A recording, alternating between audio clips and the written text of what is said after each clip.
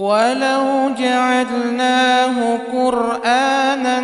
أعجميا لقالوا لولا فصلت آياته أعجمي وعربي قل هو للذين آمنوا هدى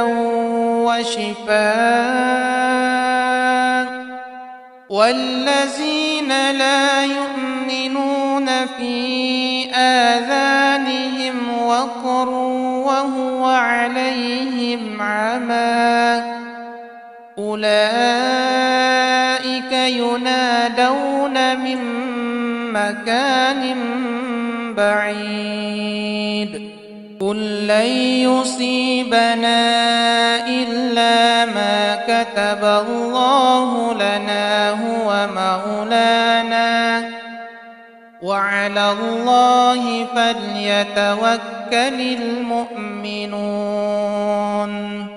وننزل من القرآن ما هو شفاء